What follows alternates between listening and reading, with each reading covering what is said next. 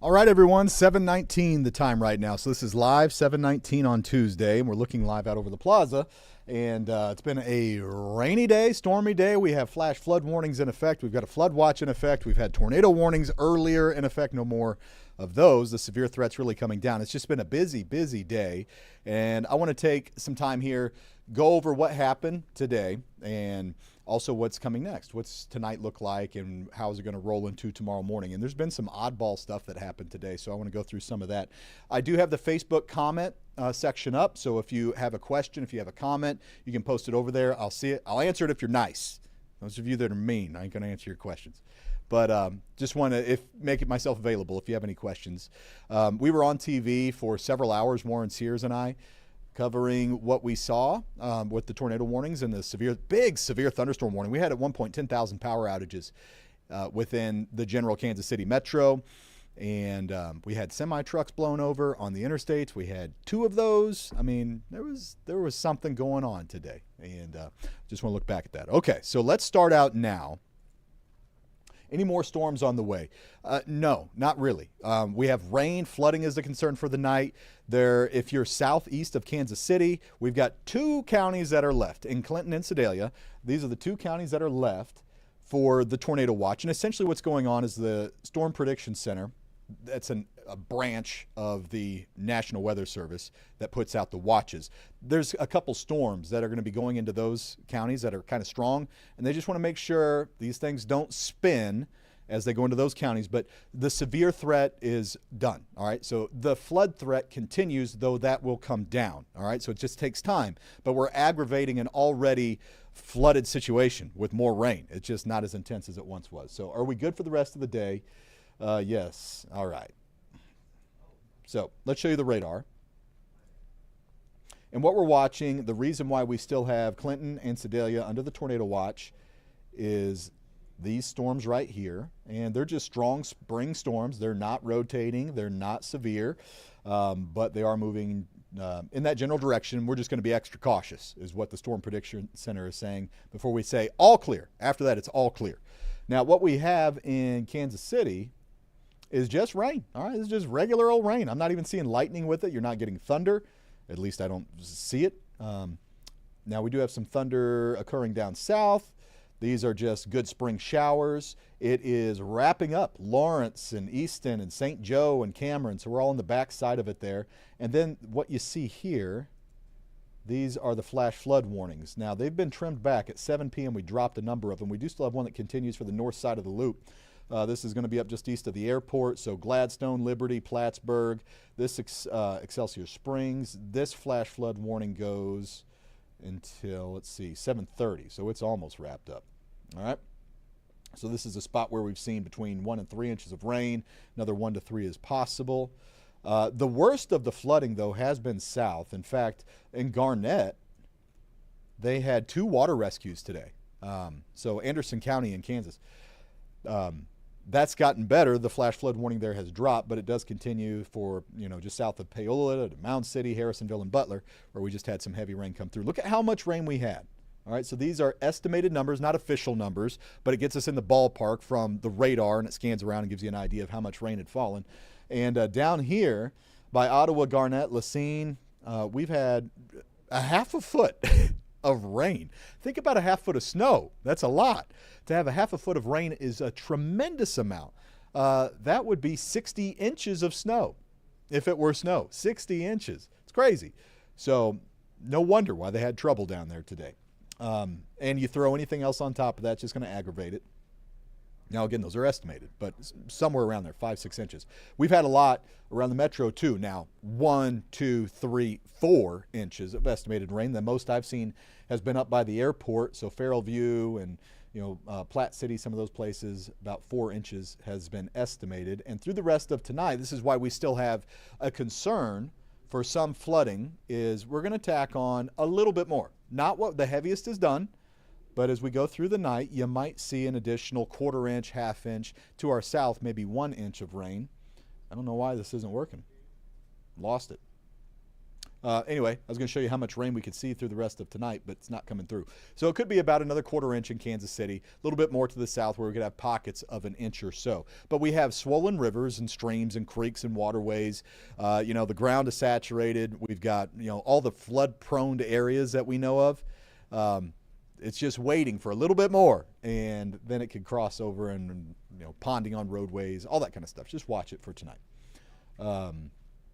Let's take you to the forecast radar, and there's tonight, and watch. All right, so heaviest of it is done for Kansas City. It's south and east.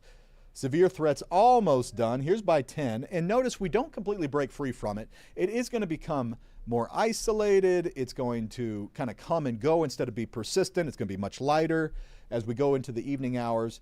But we may not completely break free from it until after 2 or 3 o'clock in the morning in Kansas City. Now, by tomorrow morning, it's done. We are dry on Wednesday in Kansas City. Early in the morning, we may have some showers in Sedalia, Warrensburg, Harrisonville, places like that, but it will be done. So that is the plan there. Now, before I get too much deeper into the forecast, I want to talk about some things that happened today. So here's our storm reports, and we had a ton of them. So let's just kind of cruise around the area. And all of these little spots that you see, I won't go through every one of them, but all those little spots that you see are either power lines down, trees snapped, branches snapped, high wind report upwards of 60 miles an hour, or flooding. And we've had a lot of spots that have seen some flash flooding today and water over the roads and things like that. So there's been a number of them. It's about 2 o'clock this afternoon that we had the severe thunderstorms really ramp up as they came through. Again, about 10,000 people lost power for a while, but a lot of that's been restored. Something else happened today where we had the second highest warning out of the entire basket of warnings in the National Weather Service. It's called a particularly dangerous situation tornado warning. And the only thing that's higher than that is the tornado emergency. And these are only issued whenever there is a confirmed powerful tornado in a densely populated area. Now, we don't issue those. This is not from us. This is from the National Weather Service, and these are very rare. And at 2:30 today, one of these was issued with very strong language that we had a confirmed large and violent tornado, and it was moving into Raytown. And the reason why it was issued is because our radars have the ability to see not only rain, but they can see debris. So if a tornado is there and it's chucking a bunch of stuff up into the air, it can sense that and say, oh, there's a bunch of weird shaped items here that don't match anything. They're not round like rain or hail, or they don't look like snowflakes. It just is random, but there's a bunch of it. And whenever it sees that, it's what we call a tornado debris signature, a TDS. And whenever you have that, that is almost always confirmation of a tornado. And this was within a tornado warned area. It already had a tornado warning on it. But there was a problem in that the area that was circulating was actually about 15 miles north. Maybe not 15, like 10 miles north. So why did we see radar here, but the circulation was here? It was weird, but nonetheless saw that. So the National Weather Service issued this warning. The only thing is, doesn't seem like there was a tornado. Thank God there wasn't. At least if there was, it was not violent. There may have been a brief one there. So we don't know what's going on here. The National Weather Service issued this for good reason. Whenever you see a TDS, it means business. And the point is to save lives and property. If it were some mistake, then it happens. I'd rather it go that way. But we were on air talking about it too. So I just wanted to highlight that what happened today, one, it's very rare to get a PDS tornado warning. I've never seen it where there wasn't a tornado there. So to be determined what actually happened. We're still looking into that. So I just wanted to touch on that. Thank goodness, Raytown, a lot of people there, and glad you didn't have a big bad tornado today. Okay, so looking live out through our camera, let's see where we have here. We were over Brush Creek. Let's see if we still have it. Nope, we moved out. Look at Brush Creek, though. You can see, so this is the plaza. Look at Brush Creek. It's all swollen. Temperatures have knocked back. We are in the low 60s now, 61 in KC. And we're going to keep it rainy into the evening. All right, here's the plan. All right, temperatures low 60s. And We actually might pop up a little bit when the rain settles down, but rain's going to be around, though a little bit more spotty all the way up to midnight or so. And then tomorrow is awesome. It's so much better than today. Your morning's a little cool, but comfortable. It's at 56. We've got sunshine, it's dry, and it's pleasant. And your day is good. Here's the planner. And we'll be in the 60s by 9, near 70 by noon, mid 70s for the afternoon.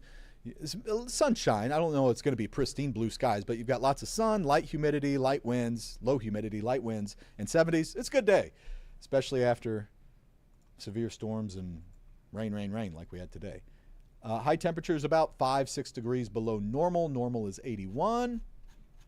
And then here's the 7-day.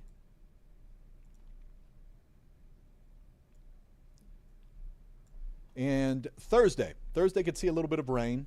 Looks like around lunchtime into the early afternoon.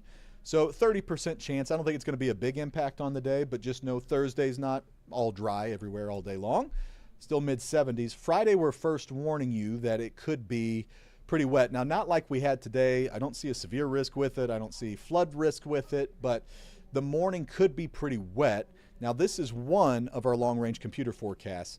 Another one doesn't have all that much, so it remains to be seen. They're still kind of squabbling, trying to figure out exactly where this next system's going to be. It might be farther south and miss us. So I just want you to know it's possible. We're going to put a little tag on Friday that the morning could be wet, but then it should be getting better as we go into the afternoon and evening. So plans for first Friday should be good.